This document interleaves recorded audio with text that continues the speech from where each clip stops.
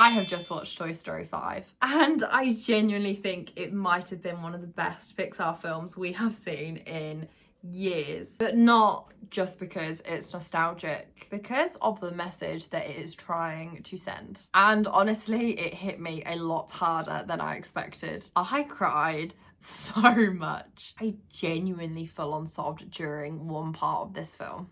Before we do get into it, please be sure to subscribe down below and like this video. I am posting every day of July, so be sure to subscribe so you don't miss any of the videos. And of course, a little disclaimer, there might be some content warnings because again, I don't want to spoil anything for you, but we are talking about the film, so just be aware there might be some spoilers ahead. Let's get into the return of Toy Story. Toy Story 5 is great if you're a child.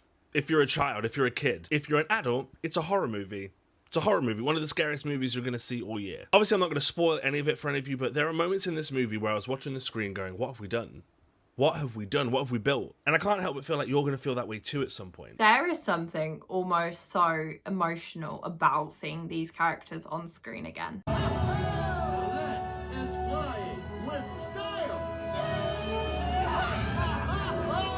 Woody, Buzz, Jessie, even Bo Peep. Characters that we had grown up with are now clearly showing that we are growing up.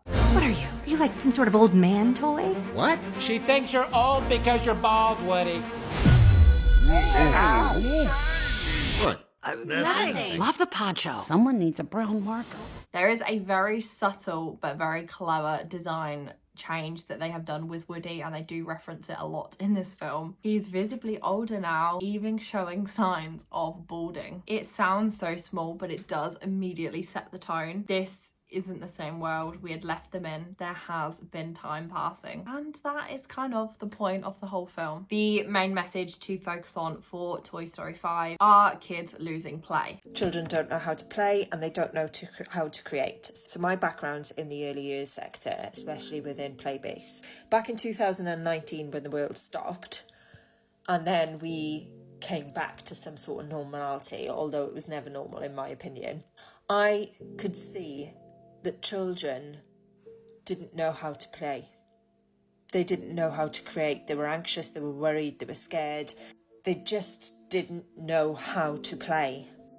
And it feels like children's creativity is being squeezed out of them. The biggest theme in this film is something that feels very real and prominent right now. Children are losing the ability to play, not because they don't want to, but because screens have replaced imagination. Screens destroy that. And absolutely, it's so interesting how he said, you know, as soon as they're bored, they can't be bored, because as soon as they're bored, they have something to look at and they have something to entertain them. So they can never be able to sit still or sit and have conversations with people and have any moment of boredom and like imagine, you know, when you were a kid and you were bored, what did you do? You used your imagination. It's just they're taking away their time to reflect. Well, and that's to play. the dangerous part. Play is the foundation of culture, literally. That's why children play. It's not optional. Like for example, in the example I gave about the boy and girl playing house. Well, that's the abstraction and virtualization of a marriage, of a relationship. If you can't play house with a girl, you're not going to do well when you're married. So that dramatic play, that literally is the scaffold of civilization. And so if children aren't required or allowed to engage in that dramatic play, they don't get socialized. They don't know how to play with others.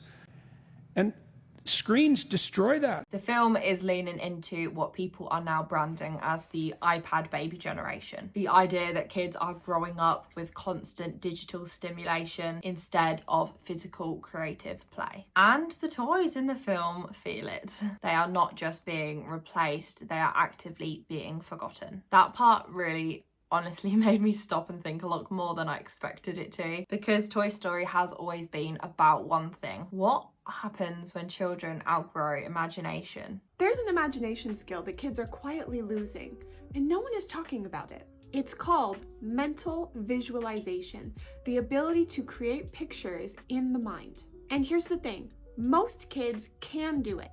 They just aren't practicing it anymore. Instead, they're getting non-stop pre-made visuals. Their brains don't have to imagine because screens imagine for them.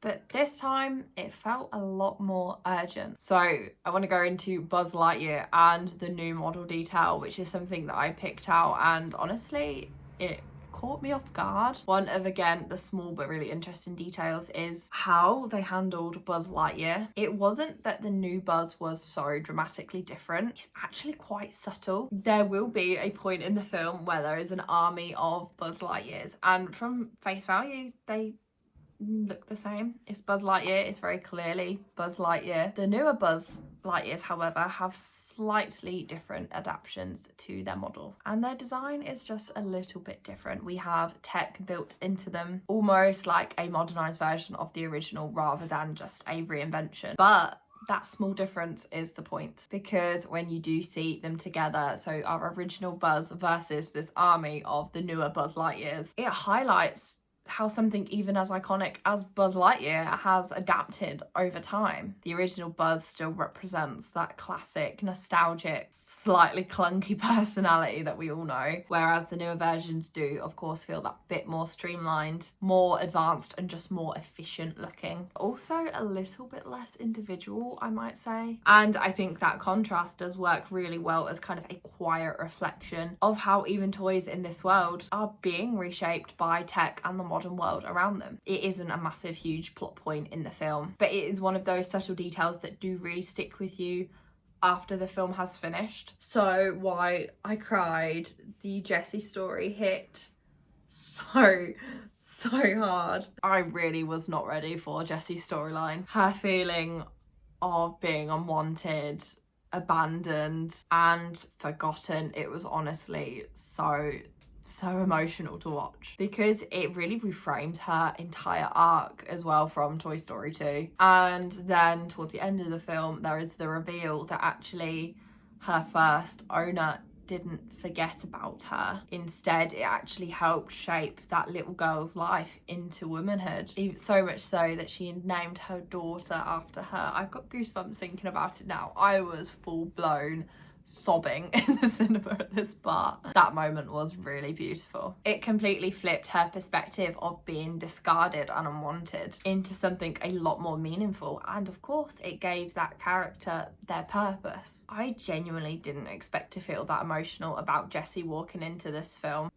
but here we are. There is also the introduction of Lilypad, which I thought was really interesting. It isn't a simple technology is bad messaging, which I didn't know how they were going to handle. Instead, I think it did show something a bit more balanced. Tech can be really helpful, but it can also be extremely damaging when it replaces real world connections without people even noticing. And I think that's what makes the film work really well. Once we've seen all of the film, it isn't necessarily anti-technology, it's anti-disconnection, which I'm hoping feels a little bit more realistic for those parents watching.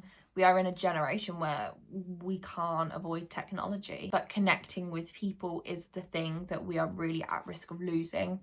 I think the film highlighted that really well. And of course, it wouldn't be a Disney film or Pixar film without some nice subtle little Easter eggs. There was a reference that I believe was supposed to be Bambi. I think it had, I'm not sure if it was music from Bambi or was reminiscent of the music from Bambi. And knowing Disney, they don't include things for no reason. It makes me wonder if we are set up for some type of Disney live action Bambi.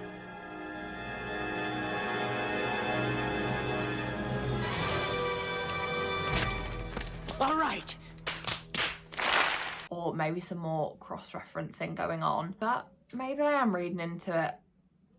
But I also know Pixar and Disney love planting seeds like that, so I would love to see if there's something like that in the works. I would hope it would be really exciting. I think really kind of giving my final thoughts, what surprised me most about this was that it worked on more than just kind of that initial level. For kids, it was really fun, it's emotional, it is of course full of adventure. But for adults, I did feel like it was a warning about how time changes, about technology, about what we're really losing without noticing day to day. And I think that is why I think this is one of the best films that Pixar has created recently, because they have encapsulated this so well. And the film isn't just made for children in mind or for adults in mind. It encapsulates both audiences. I left the cinema feeling genuinely emotional.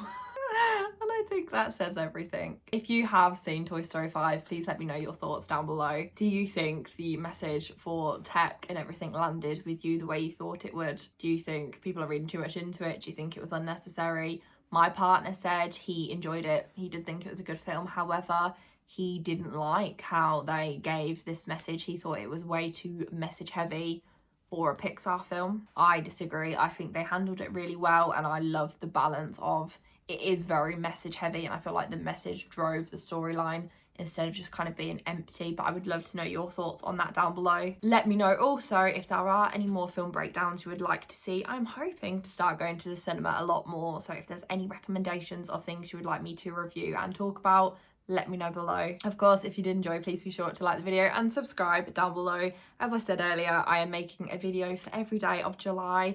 We are hoping to reach a very special milestone of hitting 1,000 subs on this channel, so please be part of that. I would really, really appreciate it. Thank you guys for watching, and I will see you in the next one.